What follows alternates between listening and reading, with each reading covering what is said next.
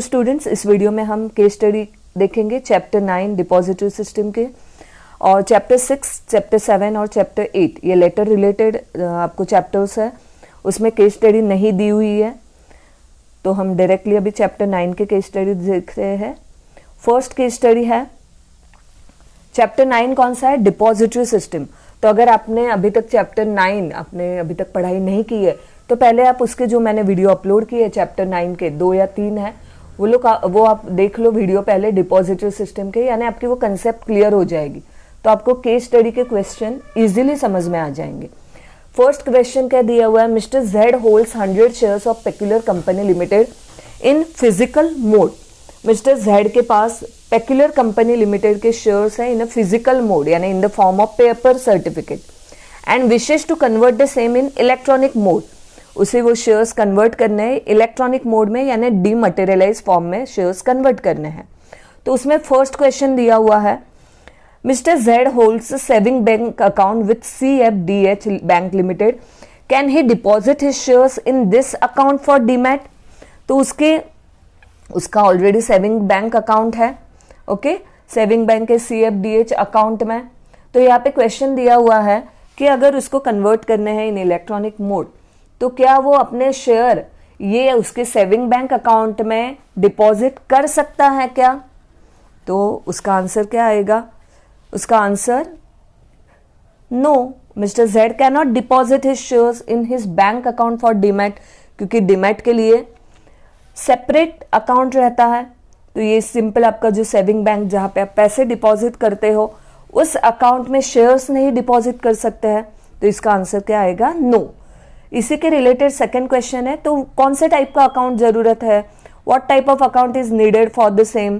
तो उसका आंसर आएगा a demat account. Simple saving bank account नहीं चाहिए, तो कौन सा अकाउंट चाहिए? A demat account is required for converting physical shares into electronic holding. अपने फिजिकल शेयर्स को इलेक्ट्रॉनिक होल्डिंग शेयर्स में कन्वर्ट करना है, इलेक्ट्रॉनिक मोड में कन्वर्ट करना है। जैसे आपके सपोज 12th का पासिंग सर्टिफिकेट है, वो आपके हाथ में है एज ए पेपर, वो हो गया फिजिकल फॉर्म, और आपको बोर्ड के वेबसाइट पे मिल रहा है तो वो क्या है? इलेक्ट्रॉनिक फॉर्म में ट्रांसफर हुआ। तो इस तरह से अगर शेयर्स कन्वर्ट करने हैं तो कौन से टाइप का अकाउंट चाहिए? Demat account. थर्ड क्वेश्चन दिया है, is the RBI which will be the custodian of shares of mister Z after demating? Shares एक बार इलेक्ट्रॉनिक मोड में कन्वर्ट हो गए तो क्या रिजर्व बैंक ऑफ इंडिया उसका कस्टडियन रहेगा? जैसे आप बैंक में पैसा डिपॉजिट करते हो तो उसके कस्टडियन, आपके जो पैसे आप डिपॉजिट करते हो बैंक में, तो उस पैसे का कस्टडियन, रखवालदार, सिक्योरिटी हम बोलते हैं किसके हाथ में? बैंक के हाथ में, RBI के हाथ में। He is the custodian, it is the custodian of our money. तो इस तरह से शेयर्स आपने जो इलेक्ट्रॉनिक मोड में ट्रांसफर किए हैं तो वहां पे क्या RBI कस्टडियन रहेगा क्या? तो यहाँ पे मैंने जो आपको एक्सप्लेन किया था चैप्टर 9 पढ़ाते वक्त, constitutes of depository system. Depository system में से स्टूडेंट्स कंस्टिट्यूट्स हमने देखे थे, टोटल 4 कंस्टिट्यूट्स। फर्स्ट वन हमने देखा था, एक रहता है डिपॉजिटरी। डिपॉजिटरी ये क्या रहता है? It is like a link between the company and investor. Company जो शेयर इश्यू कर रही है और इन्वेस्टर जो शेयर परचेस कर रहा है इलेक्ट्रॉनिक मोड में, तो वो दोनों के बीच की कड़ी कौन है? Depository. It is just like a central bank where securities are held in a electronic form at the investors request, जो बहुत सारी सर्विस भी प्रोवाइड करता है। तो ये एक डिपॉजिटरी रहता है। डिपॉजिटरी इंडिया में कौन है? 2 है डिपॉजिटरी, एक तो NHDL है और एक तो CDSL है। उसके बाद है second depository participant. Depository participant ये डिपॉजिटरी ने अपॉइंट किए हुए एजेंट है, ओके, इंटरमीडियरी जो अपॉइंट किए हैं डिपॉजिटरी ने, मिडल मैन है, लाइक ये डिपॉजिटरी और जो इन्वेस्टर है यानी NHDL, CDSL और इन्वेस्टर के बीच की कड़ी है डिपॉजिटरी पार्टिसिपेंट। यानी बैंक जहां पे हम डीमैट अकाउंट ओपन करते हैं, फाइनेंशियल इंस्टीट्यूट से, बैंक से, या स्टॉक ब्रोकर्स है, क्लियरिंग कॉर्पोरेशन से, इस तरह से बहुत सारे DP है। बाद में थर्ड कंस्टिट्यूट हमने देखा था बेनिफिशियल ओनर, यानी इन्वेस्टर जो सिक्योरिटी परचेस कर रहा है और कन्वर्ट कर रहा है इन इलेक्ट्रॉनिक मोड। और फोर्थ है इश्यूअर कंपनी, जो कंपनी लिस्ट रहती है with the depository and whose securities can be traded under demat mode. तो इस तरह से 4 कंस्टिट्यूट्स है ऑफ द डिपॉजिटरी सिस्टम। तो यहाँ पे क्वेश्चन दिया है कि आरबीआई कस्टोडियन रहेगा क्या, तो नहीं, RBI will not be the custodian of the shares. ये आपके सिंपल सेविंग बैंक अकाउंट नहीं है, पैसे की रखवालदारी करनी है, पैसे के लिए कस्टोडियन है तो आरबीआई है, बैंक है, ओके है। पर यहाँ पे आपके शेयर्स है तो शेयर्स का कस्टोडियन आफ्टर डिमैटिंग कौन रहेगा, तो आंसर देखो, no the RBI will not be the custodian of the shares of mister Z. तो कौन है कस्टोडियन, द डिपॉजिटरी, मैंने जस्ट आपको एक्सप्लेन किया, डिपॉजिटरी यानी एनएसडीएल, एनएसडीएल यानी नेशनल सिक्योरिटी डिपॉजिटरी लिमिटेड, और सीडीएसएल यानी Central Depository Services Limited will be the custodian of the shares of mister Z after demating. Okay, ये हो गया first case study. Now turning to the second case study question, mister R holds 100 shares of peculiar company limited. Again same company का नाम दिया है, तो are के वहां पे 100 शेयर्स है इन डीमैट मोड, ऑलरेडी उसके डीमैट मोड में है। ओके, क्या दिया हुआ है, इन डीमैट मोड, यानी फिजिकल शेयर्स नहीं है जैसे फर्स्ट क्वेश्चन में दिया हुआ था, तो अभी उसके डीमैट मोड में शेयर्स है। तो उस यहाँ पे क्वेश्चन दिया है first, he wants to transfer, mister R को ट्रांसफर करना है 1 share to each to his wife, daughter and son, can he do so. Okay, R के शेयर डीमैट फॉर्म में है, फिजिकल फॉर्म में नहीं है, डीमैट फॉर्म में है, तो क्या वो शेयर ट्रांसफर कर सकता है क्या। तो हमने ये भी देखा था एडवांटेजेस ऑफ डिपॉजिटरी सिस्टम, आपको चैप्टर 9 में दी हुए है कि डिपॉजिटरी सिस्टम के एडवांटेजेस क्या है, इन्वेस्टर को क्या है और कंपनी को क्या है। तो उसमें हमने एक पॉइंट दिया था, देखा था इजी ट्रांसफर ऑफ शेयर, कि शेयर्स इजीली ट्रांसफर कर सकते हैं।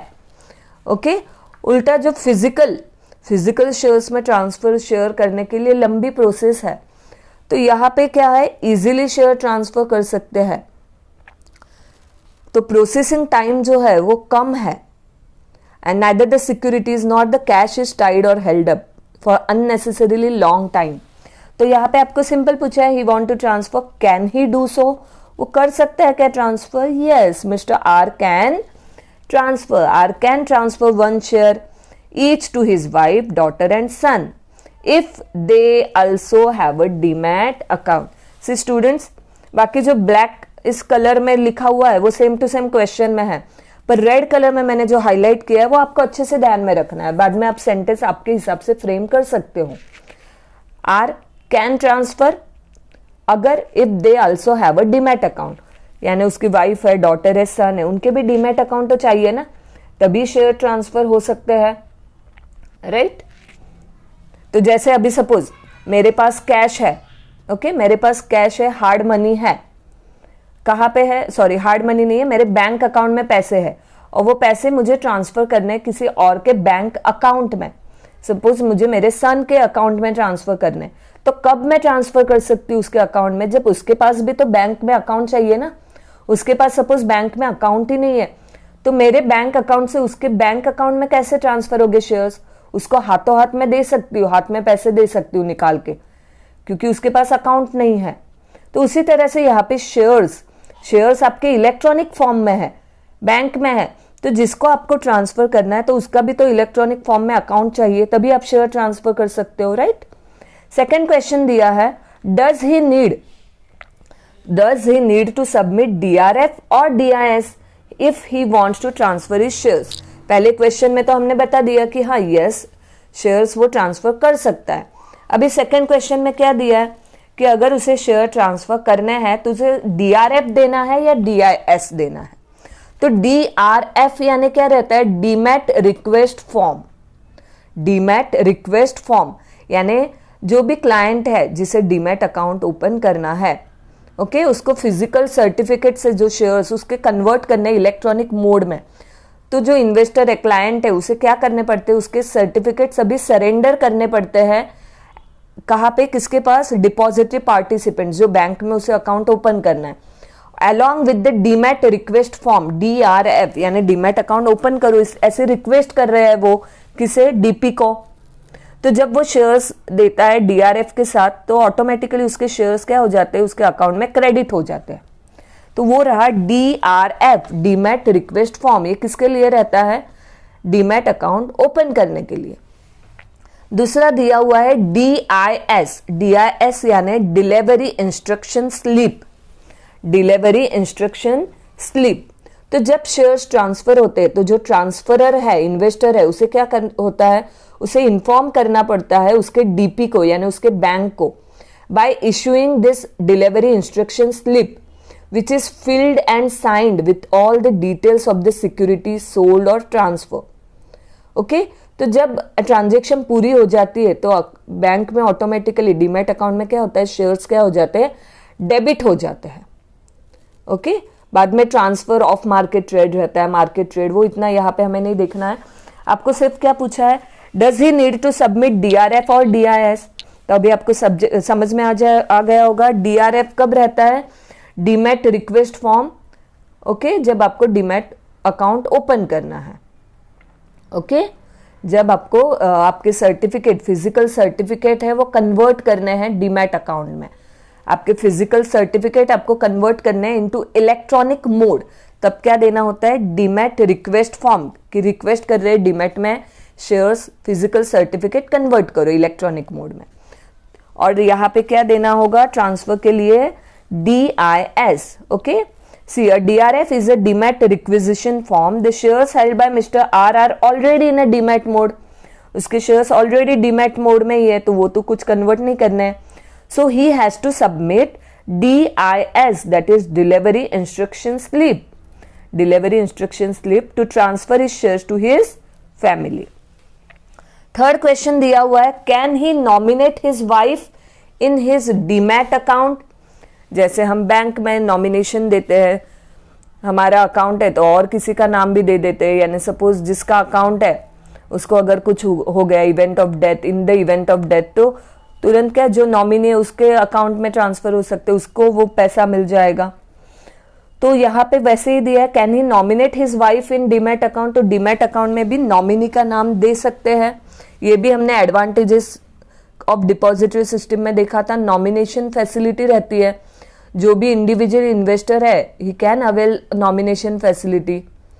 ओके, सो ये क्या रहता है, इजी रहती है इन डीमैट, बट अगर फिजिकल प्रोसेस है तो वहाँ पे लॉन्ग फुल फॉर्म वगैरह भरना रहता है, ये इतनी प्रोसेस रहती है।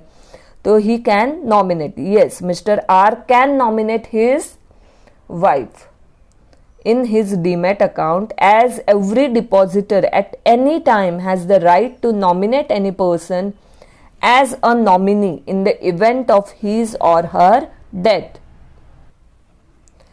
Now turning to third case study question, Mr. Z wishes to open a demat account in her name. Mrs. Z है, उसको demat account अपने नाम पे ओपन करना है। फर्स्ट क्वेश्चन दिया हुआ है, can she open the account going to Mumbai office of NSDL? मैंने अभी आपको बताया था NSDL ये कौन है, डिपॉजिटरी है। तो NSDL का हेडक्वार्टर कहाँ पे है, it is in Mumbai. Okay, उसका हेडक्वार्टर है मुंबई में है, और CDSL है, उसका भी हेडक्वार्टर कहाँ पे है, मुंबई में है। तो मिसेस Z को ओपन करना है डीमैट अकाउंट, तो क्या दिया है, क्या उसको अकाउंट ओपन करने के लिए NSDL के यानी जो हेडक्वार्टर है मुंबई, तो वहां पे ऑफिस में जाना होगा क्या? तो आंसर क्या आएगा, no, missus Z can not open the account going to Mumbai office of NSDL। क्यों? तो मैंने जस्ट बताया था NSDL ये कौन है, डिपॉजिटरी है। NSDL जैसे अभी आपको बैंक में अकाउंट ओपन करना है तो क्या आप सेंट्रल बैंक के पास, RBI के पास जाते हो क्या अकाउंट ओपन करने? नहीं, तो आपके आजू बाजू में जो बैंक है वहां पे ही आप अकाउंट ओपन करते हो ना। तो उसी तरह से Z को क्या अकाउंट ओपन करने के लिए मुंबई NSDL के पास जाने की जरूरत नहीं है, क्योंकि NSDL क्या है, it is a depository which is like a central bank.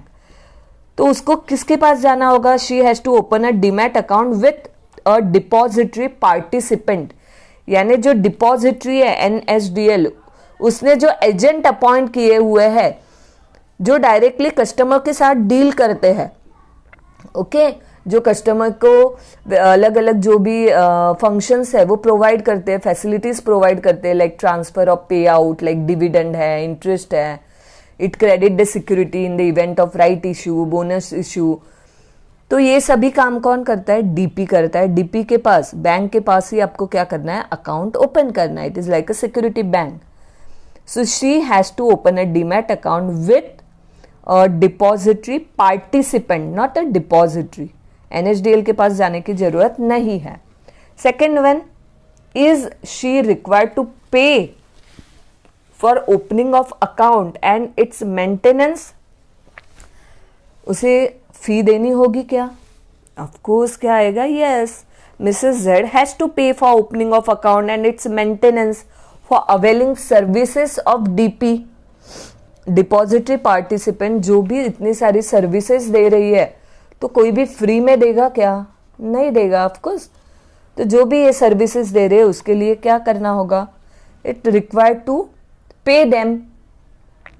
Third question दिया हुआ है, does she have to send the shares to respective company for demating. Company के पास उसको शेयर्स देने होगी क्या? जो फिजिकल फॉर्म में है उसके पास, उसे अभी इलेक्ट्रॉनिक फॉर्म मोड में कन्वर्ट करना है डीमैट अकाउंट में. तो क्या वो कन्वर्ट करने के लिए उसे कंपनी के पास देने होंगे वो shares? Does she have to send the shares to respective company for dematting. तो इसका आंसर क्या आएगा? No, she does not have to send the shares to the respective company for dematting. अभी हमने देखा कि बैंक है जो मिडल में है, बैंक लिंक है डिपॉजिटरी एंड इन्वेस्टर के बीच की, और कंपनी है और इन्वेस्टर उसके बीच में कौन है? डिपॉजिटरी है. कंपनी डायरेक्टली क्या हर एक शेयर होल्डर के पास नहीं जाती, और हर एक शेयर होल्डर क्या कंपनी के पास नहीं जाता है शेयर देके उसको ट्रांसफर करने के लिए इलेक्ट्रॉनिक मोड में. So she does not have to send the shares to the respective company for dematting. तो उसके क्या करना होगा? She has to send the physical share certificate and DRF demat requisition form in triplicate to the DP. किसको देने होंगे? DP को, depository participant को. बाद में क्या होता है? DP enters the demat request, उसके सिस्टम में डालती है and it send to its depository. DP क्या करता है? वो तुरंत कन्वर्ट नहीं करता है, वो भी डीमैट रिक्वेस्ट में नाम डालता है, और जो डिपॉजिटरी है ऊपर NSDL या CDSL, तो उनको सेंड करता है. बाद में DP क्या करता है? डिस्पैच करता है physical certificate and copy of this DRF. जो DRF की कॉपी है वो एक इश्यूअर कंपनी को भी सेंड करती है. बाद में इश्यूअर कंपनी क्या करता है? वेरीफाई करता है एंड कंफर्म करता है डिपॉजिटरी के पास अबाउट दिस डिमैटिंग सिक्योरिटी. बाद में जो डिपॉजिटरी है NSDL CDSL, वो क्या करता है? रिकॉर्ड करता है. It records the request in the system में, रिक्वेस्ट डालता है एंड वापस जो इश्यूअर कंपनी है उसे फॉरवर्ड करता है, और बाद में डिपॉजिटरी है वो क्रेडिट करता है सभी सिक्योरिटी इन डीमैट अकाउंट. और बाद में ये जो बैंक है DP डिपॉजिटरी पार्टिसिपेंट, वो इश्यू करती है statement of account to the investor. इस तरह से प्रोसेस रहती है फॉर कन्वर्टिंग. तो अल्टीमेटली यहाँ पे आंसर में क्या है? यानी कंपनी के पास डायरेक्ट जाता है क्या? इन्वेस्टर नहीं जाता है, वो DP के पास जाता है. बाद में DP डिपॉजिटरी के पास जाता है. इस तरह से वो प्रोसेस होती है. Now turning to the next fourth case study. Mister L wants to demat his 25 shares of Peculiar Company Limited bearing certificate number 100 and distinctive number 76 to 100. L है mister L wants to demat his 25 shares जिसका certificate number है 100 and distinctive number है 76 to 100. 76 से 100 तक, यानी उसके पास 25 share है, 25 shares है. अभी किस फॉर्म में उसके पास? फिजिकल फॉर्म में है, उसके हाथ में है physical certificate, he can carry. तो उसे वो कन्वर्ट करना है किस में? डीमैट में कन्वर्ट करना है उसे.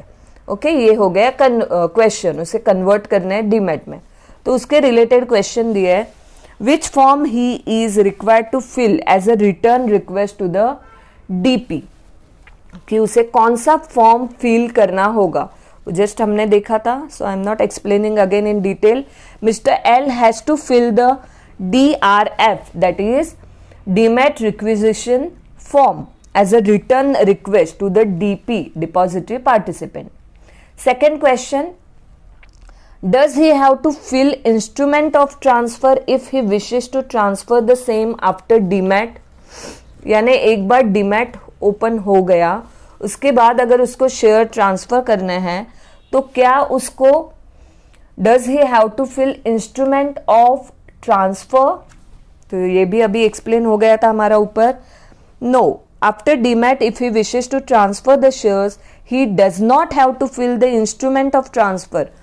उसे इंस्ट्रूमेंट ऑफ ट्रांसफर फिल करने की जरूरत नहीं है, पर however he will have to submit a delivery instruction slip DIS to the DP. तो यहाँ पे आप अच्छे से अभी ध्यान रखो, बहुत से केस स्टडी के क्वेश्चन में आ गया है. शेयर अगर डीमैट फॉर्म में और ट्रांसफर करने हैं तो क्या फिल करना रहता है, DIS यानी डिलीवरी इंस्ट्रक्शन स्लिप. और डीमैट अकाउंट यानी शेयर ट्रांसफर करने हैं इलेक्ट्रॉनिक फॉर्म में तो demat requisition form. Third question दिया है, does he have to quote certificate number and distinctive number if he wishes to transfer his shares after it is in demat form. एक बार demat form में share transfer होने के बाद shares को वो नंबर दे सकता है क्या, जैसे ऊपर दिए हुए देखो 76 to 100. जब फिजिकल फॉर्म में शेयर्स रहते हैं, फिजिकल फॉर्म में जब शेयर्स रहते हैं तो शेयर्स क्या रहते हैं, शेयर्स को डिस्टिंक्टिव नंबर, अलग अलग नंबर रहता है. पर शेयर्स एक बार डीमैट फॉर्म में चले जाते हैं तो शेयर्स को कोई भी नंबर नहीं रहता है, याद रखो. Because shares in a demat form are fungible. ये हमने देखा था concept related to depository system में, देखा था डीमटेरियलाइजेशन, रीमटेरियलाइजेशन, फंजिबिलिटी. तो shares in demat form are fungible.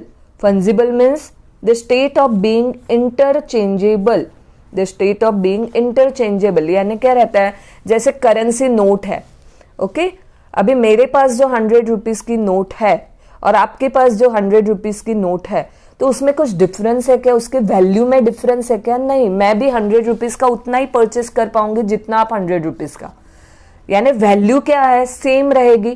तो करेंसी नोट कैसे फंजिबल है, यानी सेम है, सेम वैल्यू, यानी सेम वैल्यू रहती है, कोई भी उसे ओन करे. उसी तरह से जो सिक्योरिटीज रहते हैं, securities issued by the same company of the same class, यानी सेम क्लास यानी इक्विटी है, सेम फिजिकल प्रेफरेंस है, of the same class have same value no matters who own them. So जो डीमैट फॉर्म में securities रहती है वो क्या रहती है, फंजिबल रहती है. उनको डिस्टिंक्टिव नंबर नहीं रहता है. There is no certificate, no distinctive number, no certificate number, no folio number. Okay, तो यहाँ पे आंसर क्या आएगा, the securities in a demat form are fungible, they are interchangeable, substitutable, यानी कोई आपकी 100 की नोट मैं ले लूं, मेरी आपको दे दूं तो भी वैल्यू में तो फर्क नहीं पड़ने वाले हुआ. Substitutable and cannot be distinguished from each other. एक दूसरे से हम अलग, उसमें क्या डिफरेंस है वो नहीं बोल सकते, सब क्या रहती है, सेम रहती है. They do not have any distinctive number और certificate number. So mister L does not have to quote any such number after it is in demat form. एक बार डीमैट फॉर्म में हो जाए शेयर्स, उसके बाद कोई भी नंबर देने की जरूरत नहीं है. नेक्स्ट केस स्टडी, लास्ट है ये case study. Mister S holds 50 shares of peculiar company limited in demat form. 50 shares है एस के पास. The company has declared a dividend of ₹5. जो पेक्यूलर कंपनी है उसने डिविडेंड डिक्लेयर किया है 5 पर share and bonus of 1:1 to its shareholders. जो बोनस शेयर्स दिए जाते हैं फ्री ऑफ कॉस्ट, तो वो शेयर्स कंपनी ने डिक्लेयर किए 1:1, यानी 1 शेयर के बदले में 1 शेयर है. बहुत ही सिंपल क्वेश्चन है. फर्स्ट क्वेश्चन है, how will mister S get his dividend, यानी शेयर्स कौन से फॉर्म में, डीमैट फॉर्म में, राइट. तो डीमैट फॉर्म में तो अभी उसको ये जो डिविडेंड मिल रहा है, कंपनी दे रही है, तो अभी उसे कैसे मिलेंगे वो डिविडेंड. तो under the depository system the account of the investor is automatically credited. जैसे आपका बैंक में अकाउंट है, आपका बैंक में जितना अकाउंट है, जितना बैलेंस है, तो बैंक जब इंटरेस्ट देगी तो ऑटोमेटिकली क्रेडिट हो जाएगा आपके बैंक अकाउंट में. उसी तरह से ये एक तरह की शेयर की बैंक है, वहां पे आपके कंपनी के शेयर्स इलेक्ट्रॉनिक फॉर्म में है. तो अगर कंपनी कुछ भी देती है, डिविडेंड देती है, तो ऑटोमेटिकली वो बैंक में क्या हो जाएगा, क्रेडिट हो जाएगा. So automatically credited in case of corporate action, यानी कंपनी ने जो भी डिक्लेयर किया है तो ऑटोमेटिकली क्रेडिट हो जाएगा। Mister S will get his dividend through the depository in his bank account which is linked with the depository, यानी डिपॉजिटरी के पास आपने जिस बैंक में डीपी में अकाउंट ओपन किया, जिस बैंक में आपका अकाउंट है, यानी डिपॉजिटरी के साथ जो बैंक का लिंक है वहां पे क्या हो जाएगा, अकाउंट में क्रेडिट हो जाएगा पैसा। सेकंड दिया हुआ है क्वेश्चन इसमें, will he gate bonus shares in a physical और डीमैट, वो जो बोनस शेयर्स कंपनी इशू करने वाली है तो वो कैसे मिलेंगे, क्या कुरियर से आएंगे घर पे, पोस्ट से, फिजिकल फॉर्म में मिलेंगे या डीमैट फॉर्म में ही होंगे? तो आंसर क्या आएगा, as mister S holds the shares in demat form he will also get bonus shares in a demat form and will be directly credited to his demat account. तो शेयर्स अगर company दे रही है तो ऑटोमेटिकली उसी अकाउंट में क्या हो जाएंगे, शेयर्स जमा हो जाएंगे डीमैट अकाउंट में ही। थर्ड क्वेश्चन दिया है, who is entitled to dividend and bonus, mister S और the depository NSDL in this case, कि डिविडेंड किसे मिलेंगे, जो डिपॉजिटरी है, जो डिपॉजिटरी मैंने आपको बताया डिपॉजिटरी एनएसडीएल सीडीएसएल, तो जो डिपॉजिटरी है वो जो सिक्योरिटी हेल्ड कर रही है सभी इलेक्ट्रॉनिक मोड में एट द इन्वेस्टर्स रिक्वेस्ट, हमारे रिक्वेस्ट पे वो सबकी शेयर्स क्या है इलेक्ट्रॉनिक फॉर्म में लेके डिपॉजिटरी बैठी है। तो अगर कंपनी दे रहा है कुछ भी तो वो डिविडेंड क्या उसे मिलेगा या जो इन्वेस्टर है उसे मिलेगा, बोनस कंपनी जो इश्यू कर रहा है किसे मिलेंगे, तो ऑफकोर्स जो बेनिफिशियल ओनर है, जो इन्वेस्टर है उसी को मिलेंगे। Mister S is the beneficial owner and hence he is entitled to dividend and bonus, company जो भी डिविडेंड देगी, बोनस देगी, तो सब किसे मिलेंगे, बेनिफिशियल ओनर को ही, because beneficial owner is the investor of the securities and he has availed all the services of the depository participant, तो उसको क्या मिलेगा, उसी को मिलेगा डिविडेंड और bonus shares. Okay, thank you students, have a good day.